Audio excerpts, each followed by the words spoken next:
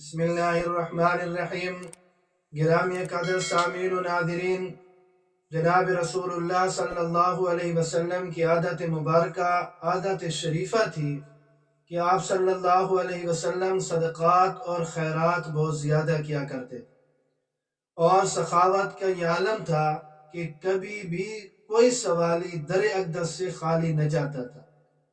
اور پھر جب رمضان المبارک آ جاتا تھا تو آپ کے صدقات اور خیرات اور آپ کی سخاوت دوسرے مہینوں کی بنسبت اس میں بڑھ جاتی تھی، اور اس ماہ مقدس میں آپ صلی اللہ علیہ وسلم اس درجہ تک سخاوت فرمایا کرتے تھے کہ ہوا کے تیز جھونکے بھی اس کا مقابلہ نہیں کر سکتے تھے۔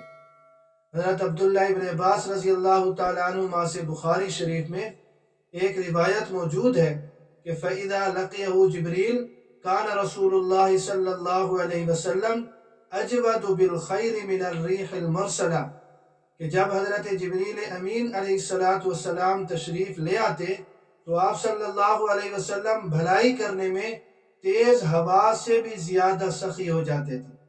حضرت جبریل امین علیہ السلام اللہ رب العزت کی طرف سے پیغام محبت لے کر آتے تھے، اور رمضان المبارک میں عام دنوں کی بنسبت وہ کثرت سے آتے تھے، اس لیے جناب رسول اللہ صلی اللہ علیہ وسلم ان کے آنے کی خوشی میں صدقہ خیرات بھی کثرت سے فرماتے تھے۔ اسی حدیث مبارکہ کو سامنے رکھتے ہوئے علامہ نووی رحمۃ اللہ علیہ فرماتی ہیں کہ اس حدیث مبارک سے ہمیں چند باتیں معلوم ہوتی ہیں، چند فائدے معلوم ہوتی ہیں۔ پہلا فائدہ یہ کہ اس حدیث مبارک سے ہمیں پتہ چلتا ہے کہ جناب رسول اللہ صلی اللہ علیہ وسلم کی سخاوت کس درجہ کی تھی۔ آپ صلی اللہ علیہ وسلم کے جود و سخا کا پتہ چلتا ہے۔ اور دوسرے نمبر پر کہ رمضان المبارک میں کثرت سے صدقات اور خیرات کرنا یہ ایک پسندیدہ عمل ہے۔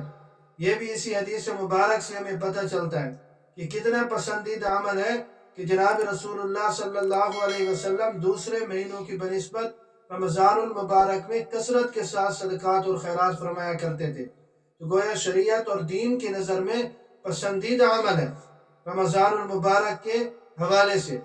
اور تیسری بات اس حدیث سے ہمیں یہ معلوم ہوتی ہے کہ نیک بندوں سے ملاقات کے وقت بھلائی میں سبقت کرنی چاہیے۔ صدقات اور خیرات نیک بندوں سے ملاقات کے وقت یہ دینے چاہیے۔ اللہ رب العزت مجھے اور آپ سب کو دین سمجھنے کی اور اس پر عمل کی توفیق نصیب فرمائے۔